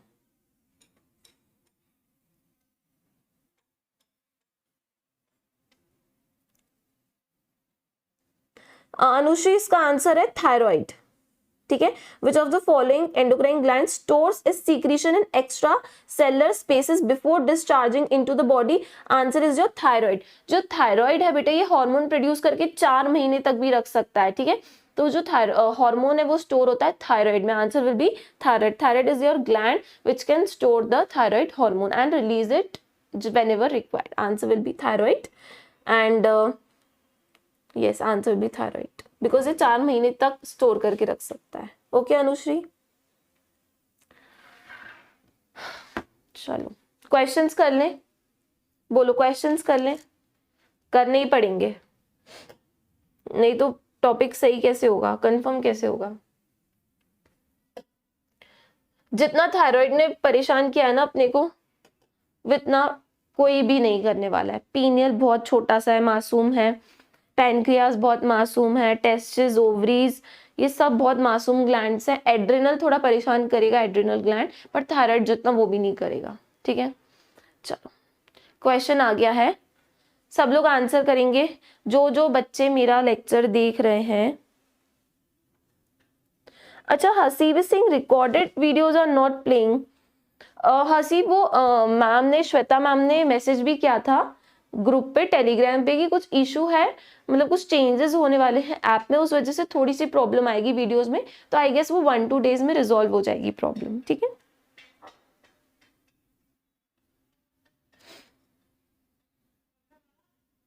Thank you Haseeb, thank you. चलो इसका आंसर कर दो फटाफट से सब लोग, जो जो मेरी क्लास देख रहे हैं ना वो सब इसका आंसर करेंगे, एवरीवन।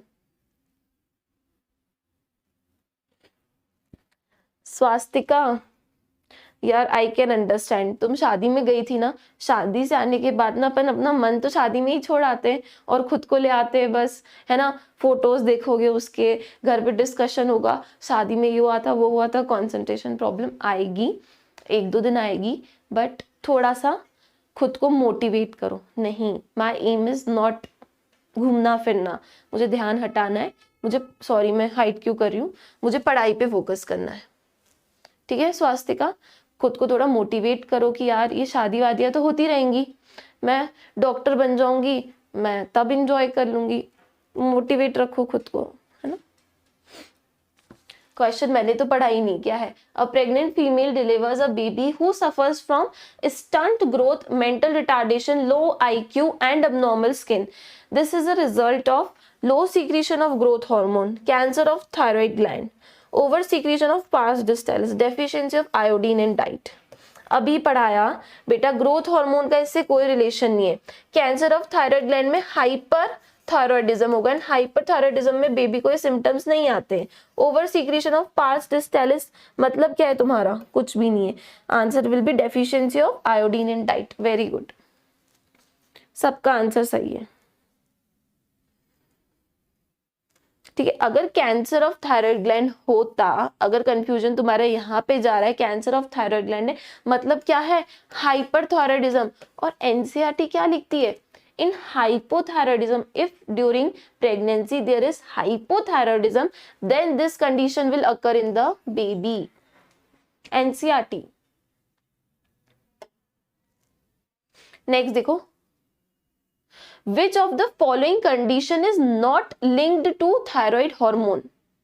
इनमें से ऐसी कौन सी कंडीशन है जिसका रिलेशन थायराइड हार्मोन से नहीं है? Cretinism, goitre, osteomalacia, exophthalmic goitre. चलो बोलो, which of the following condition is not linked to thyroid hormone? जल्दी से।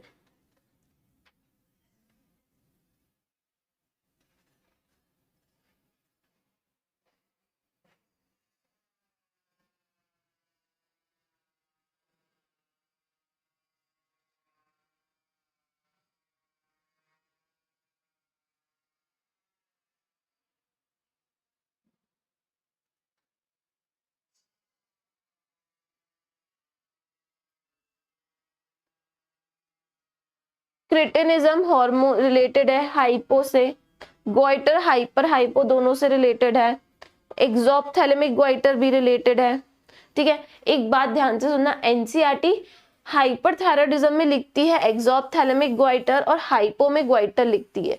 अब एनसीईआरटी इस पे भी कुछ भी कंफ्यूज करके क्वेश्चन बना सकती है, ठीक है, इस बात का ध्यान रखना। Next, osteomalacia. Osteomalacia is due to deficiency of, answer C है मुझे पता है, but osteomalacia is due to deficiency of, चुपचाप से बता दो, पढ़ाया है मैंने। कौन बताएगा? Very good Anushree, nice. और कोई बताएगा? हमने पढ़ा था गाइस, हमने पढ़ा था कि हमने ये पढ़ा था ऑस्टियोमलेशिया, ठीक है, जब हम पढ़ रहे थे विटामिन डी, तो मैंने ये पढ़ा था विटामिन डी की डेफिशिएंसी से अडल्ट्स में होता है ऑस्टियोमलेशिया, बिकॉज अडल्ट्स जाते हैं मलेशिया, और बच्चों में होता है रिकेट्स, क्योंकि बच्चे खेलते हैं क्रिकेट। पढ़ा था कि नहीं पढ़ा था? ये अपन ने वो भी बनाई थी, मिलके बनाई थी अपन ने ये राइम। विटामिन डी की डेफिशिएंसी से अडल्ट्स में होता है ऑस्टियोमलेशिया, और बच्चों में होता है रिकेट्स, क्योंकि बच्चे खेलते हैं क्रिकेट, ठीक है। नेक्स्ट देखो,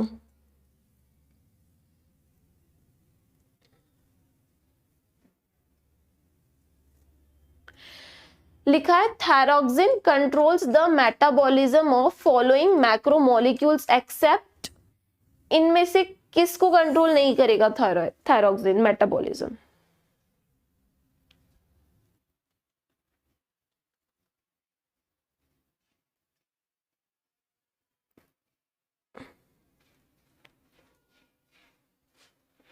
बोलो। Carbs, fats, protein, nucleic acid, किसका मेटाबॉलिज्म नहीं कंट्रोल कर रहा है?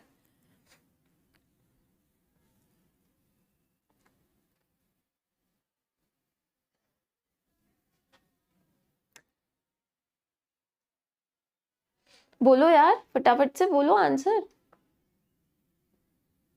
ओके हमें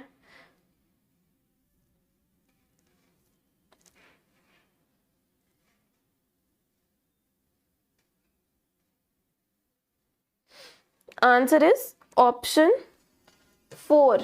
वाई? क्योंकि मैंने क्या बताया था, कार्ब्स का भी मेटाबॉलिज्म रेगुलेट करता है, ठीक है। कार्ब्स किस में ब्रेक डाउन होते हैं? ग्लूकोज में, एंड ग्लूकोज को जीआई ट्रैक्ट से अब्सॉर्ब करेगा, ग्लाइकोजन को ब्रेक डाउन करेगा इनटू ग्लूकोज, ठीक है। तो कार्बोहाइड्रेट का मेटाबॉलिज्म रेगुलेट करेगा। एनसीईआरटी में कार्ब्स का नाम मेंशन्ड है, फैट का मेंशन्ड है, प्रोटीन का मेंशन्ड है, न्यूक्लिक एसिड का मेंशन नहीं है। एनसीईआरटी वही हमारी, मतलब जो बोलो ना, लाइफ की सबसे इंपॉर्टेंट चीज क्या है अभी तुम्हारे पास? NCERT. No one is more important than NCERT. Everything is mentioned in NCERT. ठीक है, so answer will be 4. आगे देखो, function of thyrocalcitonin. What is the function of thyrocalcitonin? अभी पढ़ा था।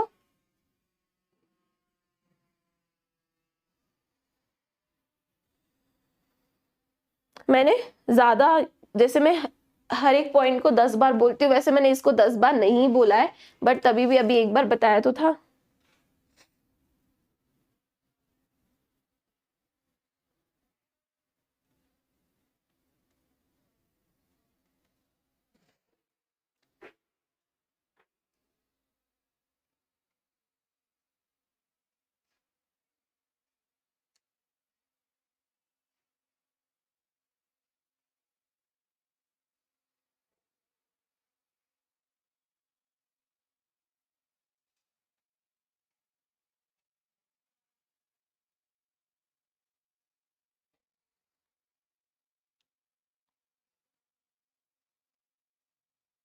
मोहित नहीं बेटा, आपका आंसर अभी, तुम्हारा कमेंट शो हुआ है मोहित मुझे बस अभी।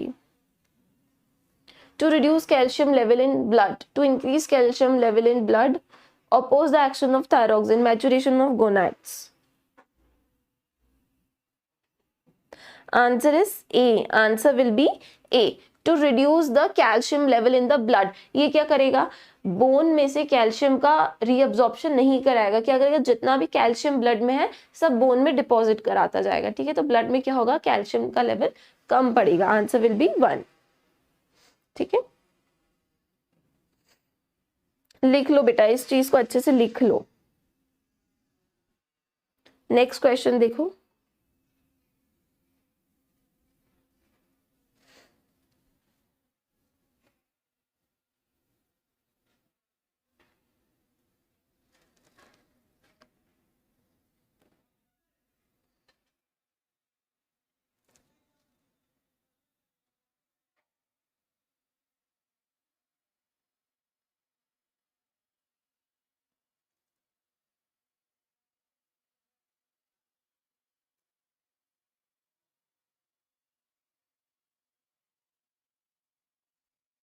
The main hormone secreted by thyroid gland, which is the main hormone?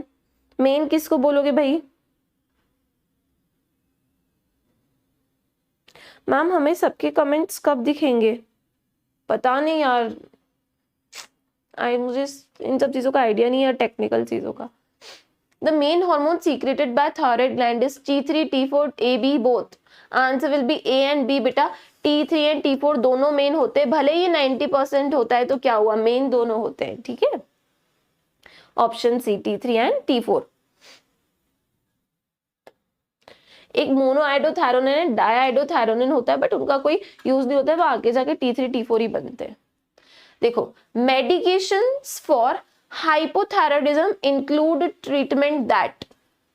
Medication for hypothyroidism है, अगर किसी पर्सन को हाइपोथायरॉयडिज्म है तो तुम उसको ट्रीटमेंट में क्या दोगे? चलो बता दो। Insulin, ADH, TH replaces surfactants. Medication for hypothyroidism include treatment that replaces insulin, replaces ADH, replaces TH या फिर सर्फेक्टेंट। ओके राधा, और कोई? बेटा अगर किसी भी इंसान को हाइपोथायरॉयडिज्म में, मतलब थायराइड हार्मोन की क्या है, कमी है, तो तुम उसको ऐसी मेडिकेशन दोगे जो थायराइड हार्मोन को रिप्लेस करा देगी, ठीक है, जिस जो कमी है उसको दूर करा देगी। डायरेक्ट क्या दोगे तुम उसको, थायरोक्सिन के टैबलेट्स दोगे, ऐसे टैबलेट्स दोगे जिसमें हार्मोन्स है, ठीक है। So answer will be C, replaces TH। Common sense, insulin कब देंगे, डायबिटीज में देंगे। ADH कब देंगे, जहां पे डायबिटीज इंसिपिडस होगा। सर्फेक्टेंट अगर तब, उस सर्फेक्टेंट थेरेपी तब होगी जब रेस्पिरेटरी डिसीज होगी, कोई रेस्पिरेटरी फंक्शन में डिफिकल्टी होगी। यहाँ पे हाइपोथायरॉयडिज्म है तो तुम्हें TH देके ही आंसर टिक करना है, ठीक है। हाँ मोहित, ओके, आगे तुम्हारा comment. Yes Mohit, Anushree, Preeti, yes. आगे देखो, grave disease is caused due to, Graves disease is caused due to hyposecretion, hypersecretion। बताओ, अब ये तो कोई बोलेगा नहीं, इतना तो मुझे पता है, इन दोनों में से बता दो। Okay Shani, Mumtaz, very good, अच्छा पढ़ रहे हो यार तुम लोग, नाइस, सब अच्छे अच्छे आंसर्स दे रहे हो। Grave disease is caused due to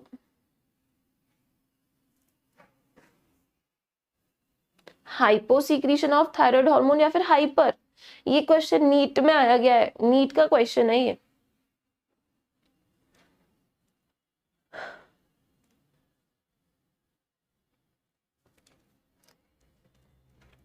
बताओ बच्चों।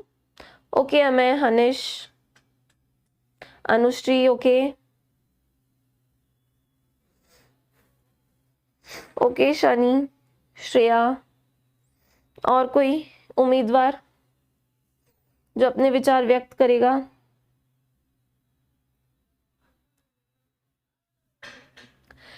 देखो यार, राधा नेगेटिव मार्किंग तो राधा इज सेइंग कि अगर हमें किसी में कंफर्म नहीं है तो हम उसे छोड़े की करें, ठीक है। देखो नेगेटिव मार्किंग होगी, अगर तुमने एक गलत कर दिया तुमने, तो उसके 4 नंबर तो जाएंगे ही सही, प्लस जो सही वाला है उसमें से -1 हो जाएगा। माइनस मार्किंग होती है ना नीट में, अगर तुम्हारा सही है ना, तो तुम्हें 4 नंबर मिल गए, बट तुम्हारा गलत हो गया तो वो 4 नंबर तो क्वेश्चन की गए, प्लस जो तुमने सही किया था, जो 4 मार्क्स तुमने कमाए थे उसमें से -1 हो जाएगा, तो उसके तुम्हारे 3 हो जाएंगे।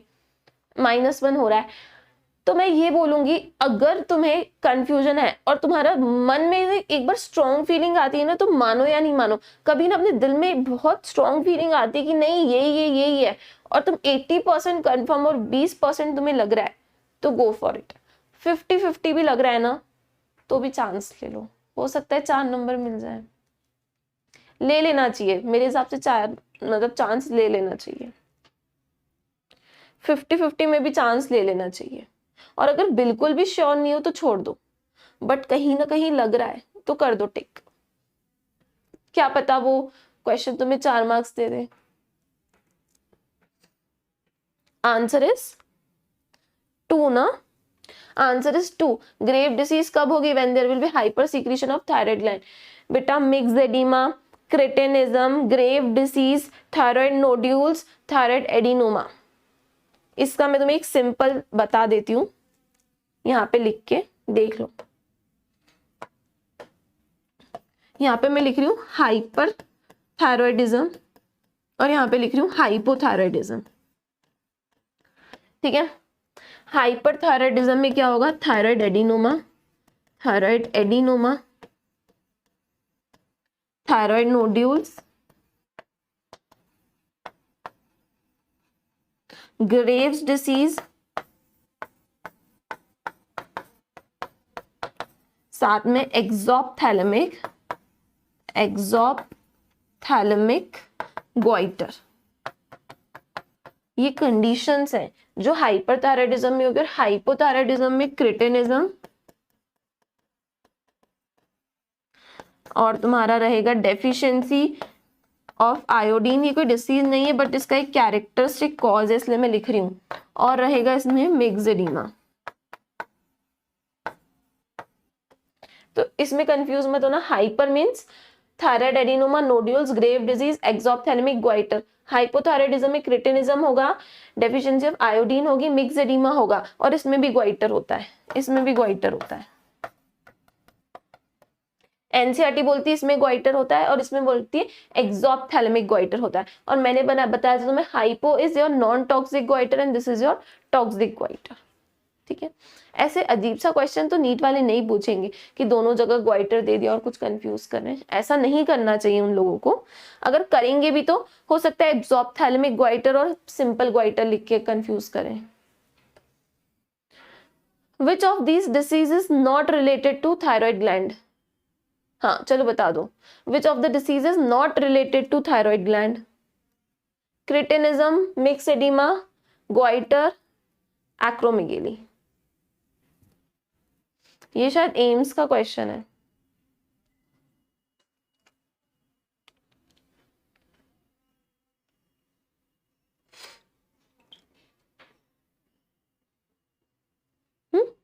Which of the disease is not related to thyroid gland? Cretinism, mixed oedema, acromegaly, goitre अभी पढ़ा था। बोल दो answer.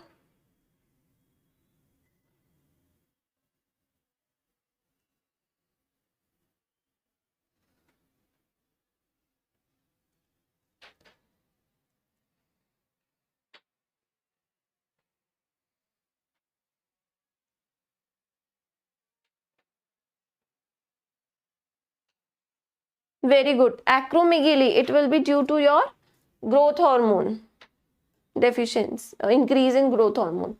Which of the following are the symptoms of release of axis of T3 and T4? देखो सुनो, ये तुम्हें नहीं पता होगा, मैं बता देती हूँ। अगर T3 एंड T4 का सीक्रेशन बढ़ जाता है, एक्सेस हो जाता है, तो हेयर लॉस होता है।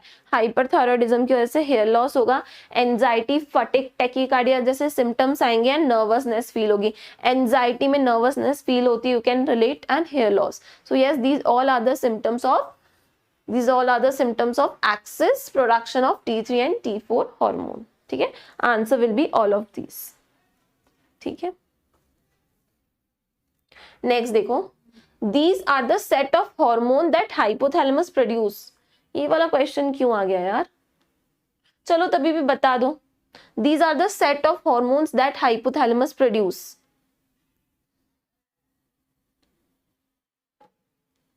बता दो इसका आंसर फटाफट। जल्दी से।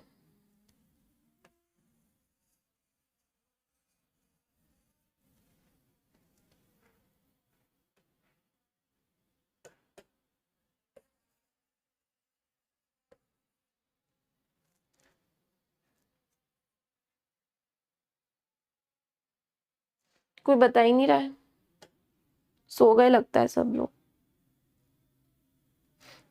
नहीं शनि, एनसीईआरटी में नहीं दिया है, वो क्वेश्चन था, एग्जाम का क्वेश्चन नहीं था, जनरल क्वेश्चन था पिछला वाला, एग्जाम का नहीं था। These are the set of hormones that hypothalamus produces। बोलोगे? हाँ, वेरी गुड, ओके, सबने बोल दिया।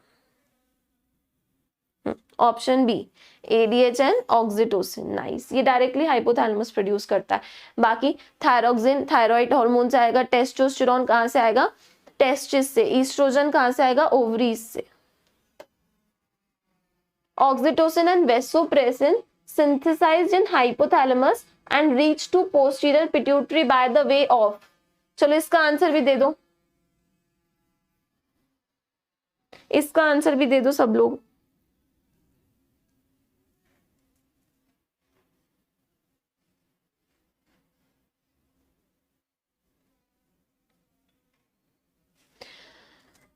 Answer this। Oxytocin and vasopressin synthesized in hypothalamus and reach to posterior pituitary by the way of anterior pituitary gland, portal circulation, blood vessels या फिर axons of hypothalamic neurons।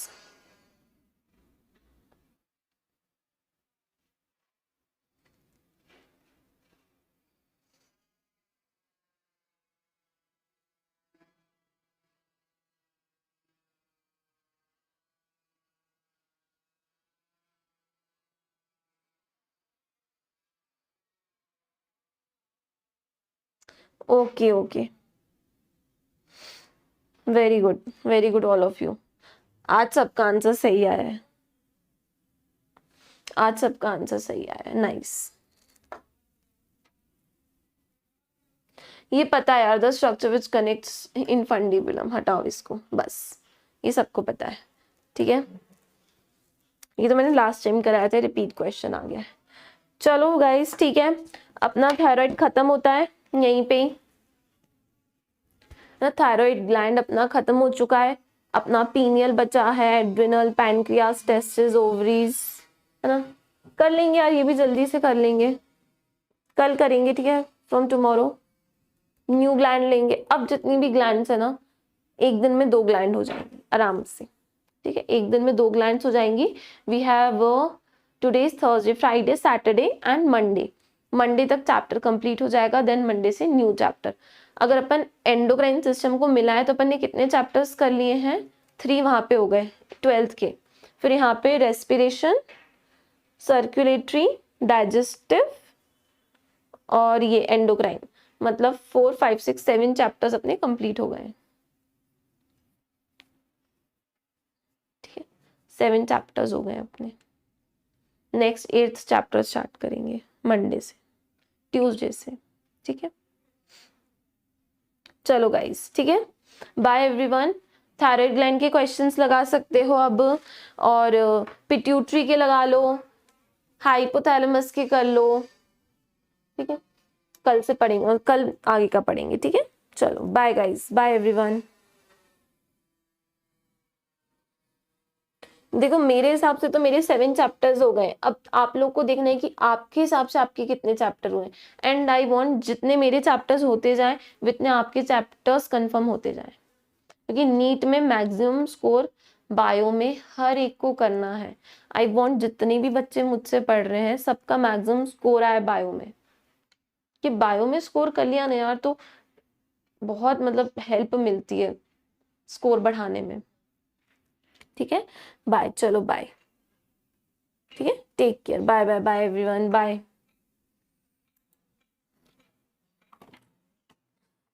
Bye bye bye.